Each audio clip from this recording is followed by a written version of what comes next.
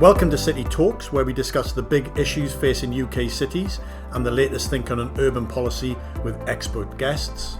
I'm your host, Andrew Carter from the think tank Centre for Cities. Enjoy the episode.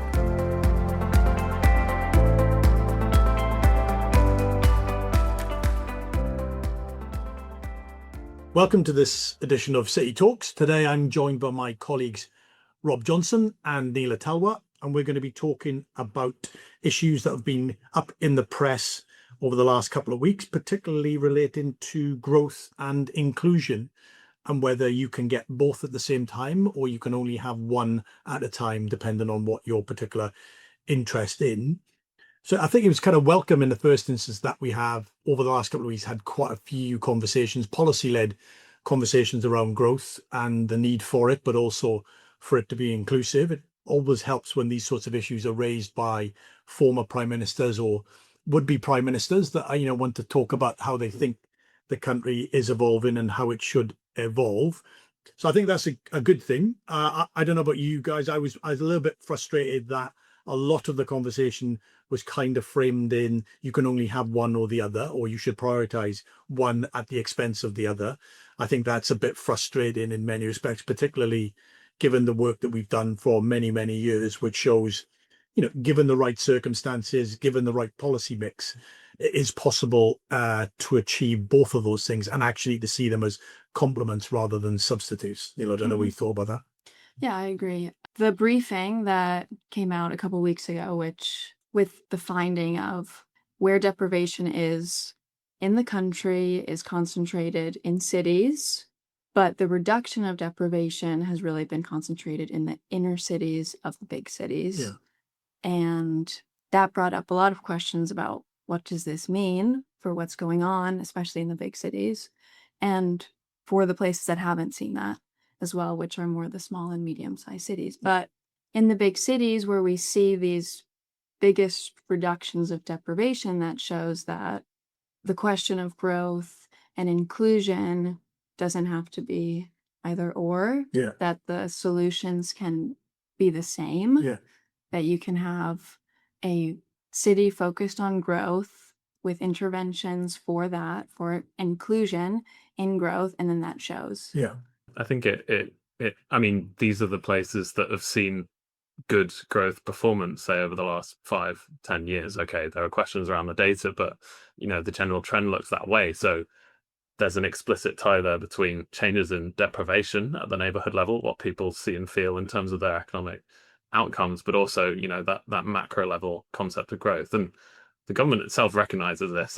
It's the first line of their strategy, their national economic mission, to get growth everywhere and for it to be for everyone. And that is part of their living standards mission that sort of came at the top of this year. But then, I guess more recently with political developments, there seems to be a focus on the either or, picking up one aspect but not the other. So, the connections are there. It's just building that whole picture there, which I think would be more useful in terms of the national debate. Yeah, and we'll come back, and Neela, you can say a little bit more about the nature of the findings and what that might tell us, and Rob, how it connects to other things. I think it was also interesting that last week at least we had the interim report from the Milburn Review, which very much looked at the state of those youngsters that are NEET, not in employment, education or training, and highlighting big questions about the nature and scale of that problem, which is big and getting bigger and probably going to get bigger again without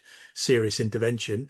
But I guess raising a similar set of questions, which is how do we create opportunities and economic circumstances where it benefits those people at the start of their careers often, but also other parts of the careers if they don't have appropriate skills. So there's a big theme or set of themes around growth and inclusion, which, as I said, both Tony Blair and Andy Burnham to an extent were really highlighting in their various contributions that they made. Yeah, I think the Milburn Review is quite a good example of a review looking into a real problem in the UK. I mean, the day it was released, we got the headline that 1 million young people were inactive, not in education or employment. And it was clear that this is a whole system problem. You've got to think about lots of different areas, education, at the school level, but also sort of post-16, You've got to think about sort of physical infrastructure. So can these people access their opportunities, and just, other frictions and barriers within the labor market that is maybe sort of, putting up barriers for these young people to access opportunities. So you've got to think about it in this kind of whole systems view, that you can talk about growth, but then you have to take a further step and say, okay, how are people going to participate in that growth? How are people going to access that growth? And how can we remove barriers to people experiencing that growth? Obviously, a lot of these problems overlap in cities and come together in cities, and obviously that's how we think about these things. And that was the theme of our annual report this year. So looking at, the government wants to raise living standards.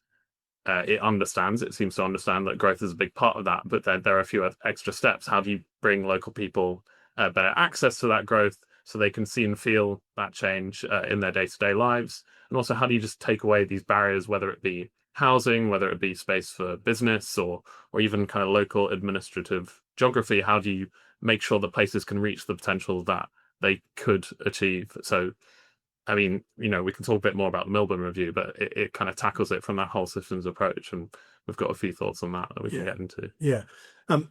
Neil, just say a little bit more about what the sort of big picture trends and patterns that we saw in the work, the way that deprivation was evolving and as changing, particularly, you looked at these patterns over the last 15 years. So it's not very recent. It's actually taken a slightly longer cycle, which we probably need to do in order to really see significant change because of the nature of what's actually happening. But it was interesting that we did see quite a bit of change in places. That's good, I think.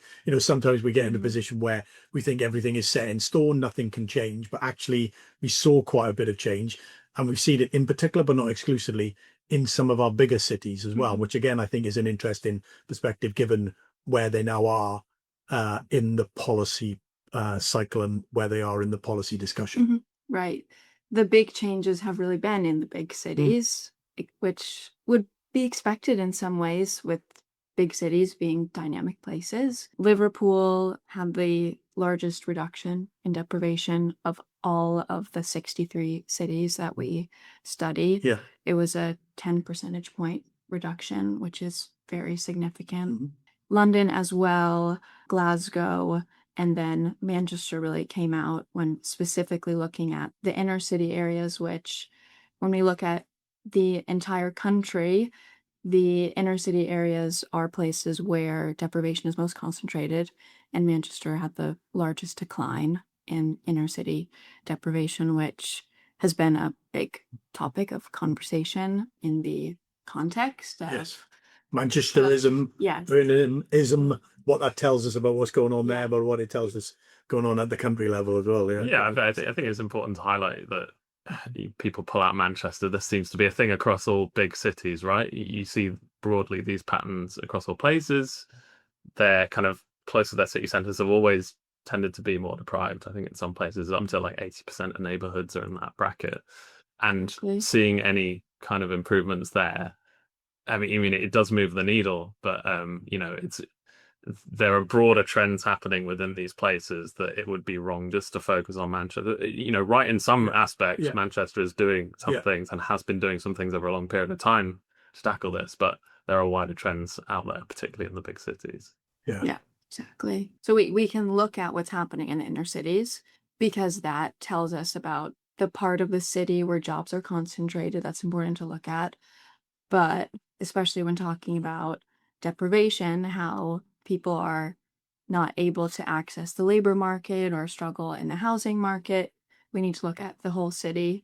Manchester is this case of big changes happening in the inner city. Not so much is happening in that regard in the suburbs.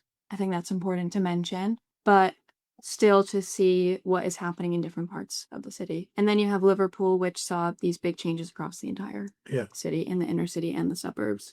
I think Manchester and Liverpool is a really good example, because it kind of points to what aspects of your local economy do you need to tackle in different places, where you see these reductions in deprivation across the cities, but they've effectively pulled slightly different levers to get there. So in Manchester's case, a big one is the transport links. We know that that has expanded greatly over the past sort of 10, 15 years. You've seen creation of Transport for Greater Manchester. You've seen expansion of the Metrolink tram service and the bus franchising. So you can see lovely big yellow buses all over Manchester these days. And what that means is more people in the city can easily access opportunities in the city centre, whether that be jobs or education, particularly for young people there.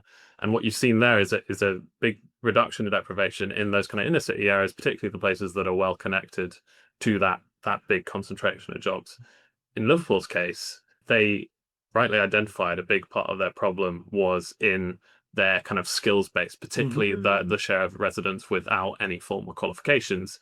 If you don't have these qualifications, it's really hard for you to join the labour market, participate in the labour market, and benefit from some of that prosperity generated in your city. So what you've seen there is long periods of continuous skill policy, backed by funding targeted at specific local areas and specific places to fill in those skill gaps. And you see that they have a big decrease in their deprivation and actually a really big increase in their employment rate over the past 10, 15 years. So, similar outcomes, similar improvements, different levers based on their different local economies. And we can look at what kinds of deprivation have existed in this country and how that has changed. In Liverpool and Manchester, the big changes have been in the labor market, areas of deprivation and income and employment. London has a different profile, probably because it's a different kind of city and the interventions have been different, the needs have been different. London has seen less change in the labor market deprivation indicator. So I think we can really see where the targeting has been in Liverpool and Manchester. It comes out in what has changed the most. Yeah, and I think the big picture for us in part, particularly some of the big cities we've talked a little bit about Manchester, we talked a little bit about Liverpool already. If you go to Leeds, you see a similar story.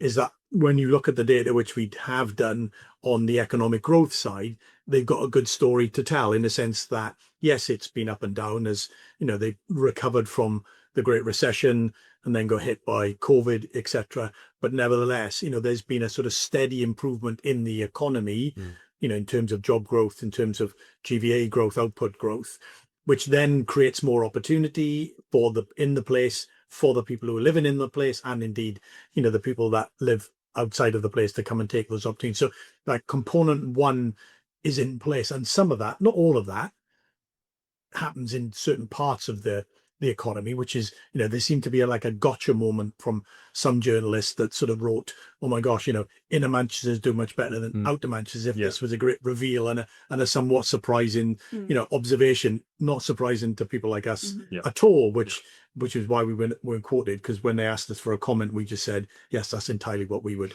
expect given where we are in the process, but they don't, that's not what they want. They want the gotcha moment. So it's a kind of interesting that component is there. And then there's a question which you already talked about, which is actually how do you connect people and places literally into the opportunities? And that, again, I think is the sort of dynamic that we need to think about moving forward. Yeah. So I think Manchester example is good there. I saw some reports on, central Manchester seems to be doing well, but, what about Wigan? It does not compare on, output performance. And we'd be like, yeah, that makes sense. And the fact that Manchester is doing well is not a disbenefit to the surrounding areas, right? If you have those connections from that city centre economy to the residents who live in those further out areas. And, we talked a lot about access there, but I think it emphasises the point that you've got to have that base of an economy. And I think Manchester's case is important because alongside the big ticket transport improvements, over that period, you've seen a 40% increase in the number of jobs, I think, since 2010 in its city centre. And if you look at its city centre now, in terms of the share of jobs that are in these kind of high-skilled knowledge industries, that composition looks very similar to London. So in terms of the quality, you can think of it like that. The city centre looks like London.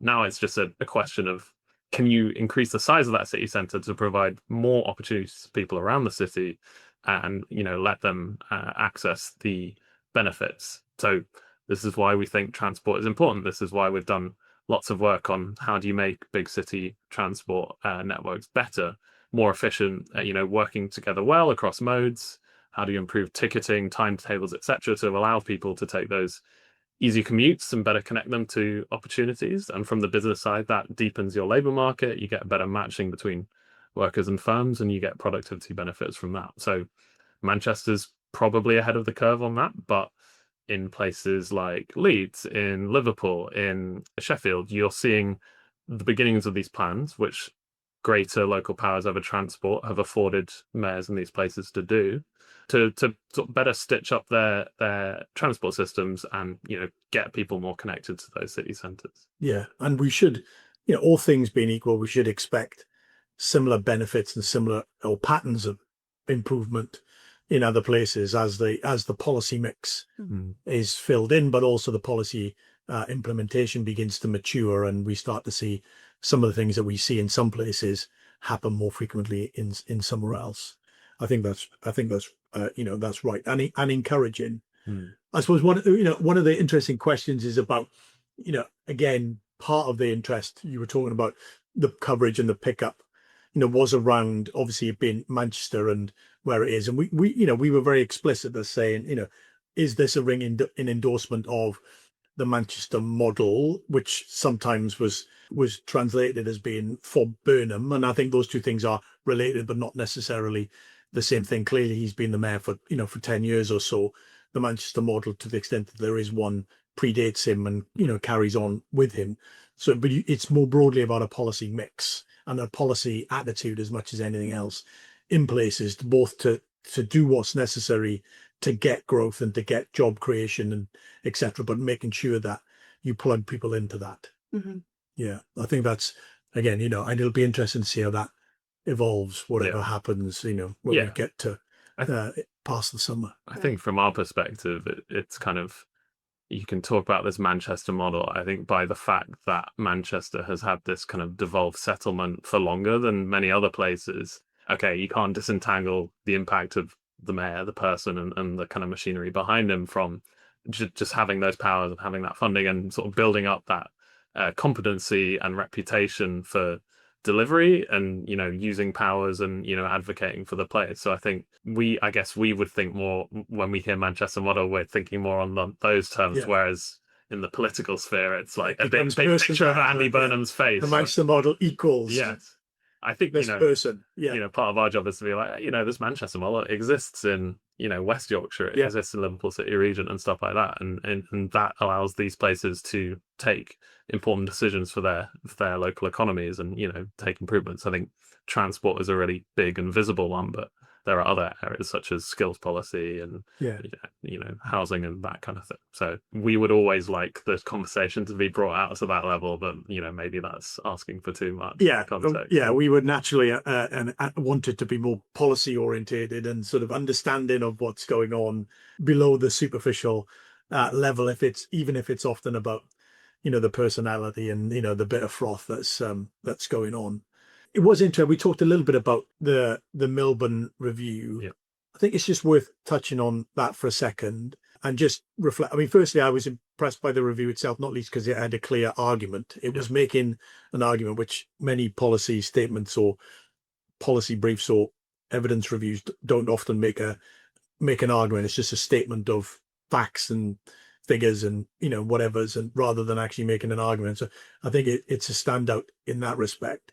But also, I think, you know, it raises that kind of question, which is about trying to manage the trade-offs, which I think he was quite explicit about, around labour market participation, particularly by those who are least experienced or less experienced, and then the ease of participation in the labour market. You know, he lamented the decline of Saturday jobs, which I had a Saturday job when I was a youngish chap, less so nowadays. People don't seem to have them, but it's a broader point about opportunities to participate, which again is kind of interesting. And, you know, you would hope that cities, particularly, not exclusively, may be a way to see that as the platform to recreate some of those opportunities for people to get some experiences. I agree with that. Reading a 200-page report and it actually being a pleasant experience is always a nice. It's a rarity nowadays, sadly. But I think as I was going through, you know, as a general, you know, looking into diagnosing the issues about youth inactivity, unemployment.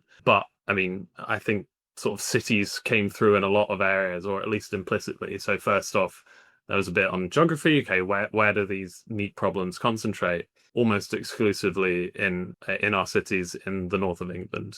So the places with the highest risk of NEET are mainly in northeast, Yorkshire, northwest. So you've got to think about it at spatial level. It's a national problem, but it's a spatial problem as well. And I think the other emphases were, and I think this is almost the closest thing that came to a recommendation within the report as I read it, was, there's a strong case for local leadership to sort of take the mantle and tackle this problem. Part of the issues identified is just the fragmentation at that local level. So obviously youth and activity is experienced locally, labour markets are local, but where you go in terms of, how you tackle that, whether you go into further education or employment support, there's a lot of these fragmented boundaries of these areas. There's responsibilities split at different levels of local administration that don't necessarily talk to each other. And then that means that people sort of fall through the gaps there, which I think then talks to mayors.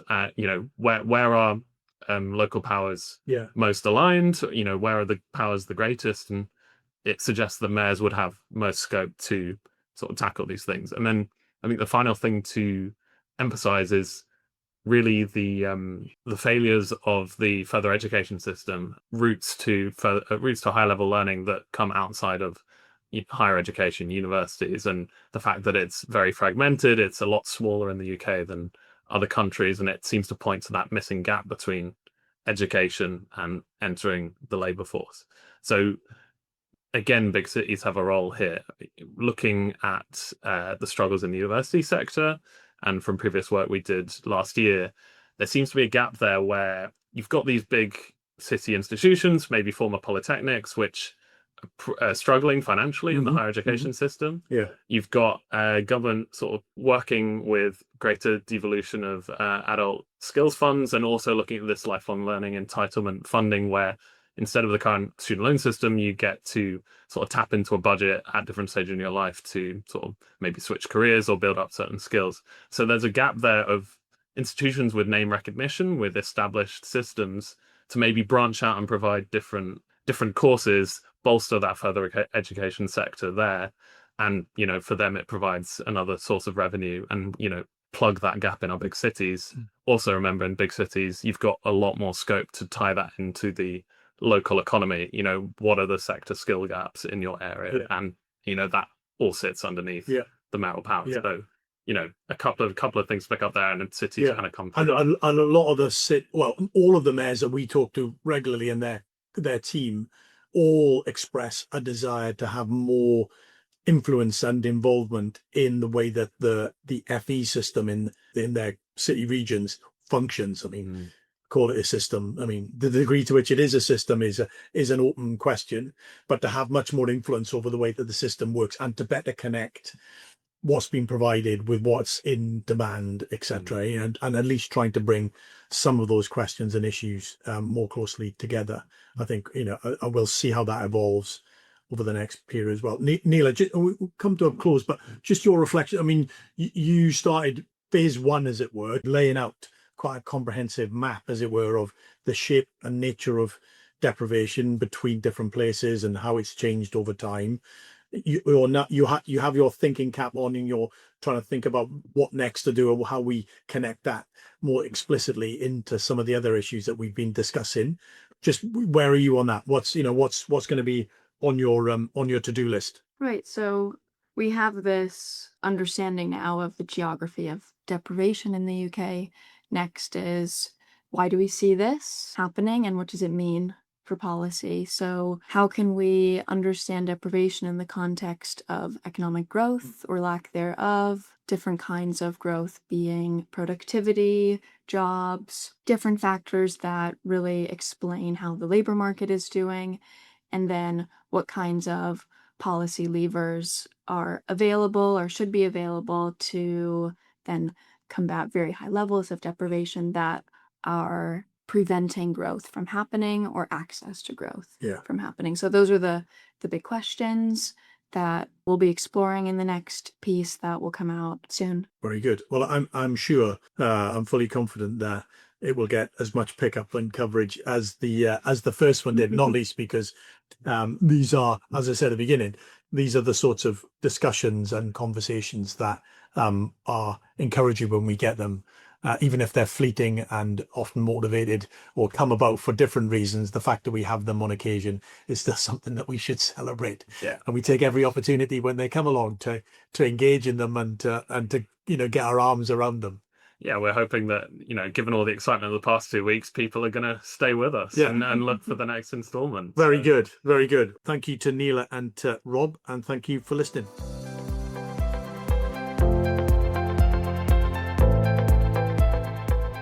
Thank you for listening to this episode of City Talks, brought to you by the Centre for Cities. You can find us on Apple Podcasts, Spotify and Podbean by searching Centre for Cities. Please rate and subscribe if you liked what you heard. You can follow the Centre on Twitter at Centre for Cities, all one word, or on LinkedIn for the latest on what the Centre is up to. To hear about all our latest reports and briefings and upcoming events, sign up to our fortnightly newsletter via our website, centreforcities.org.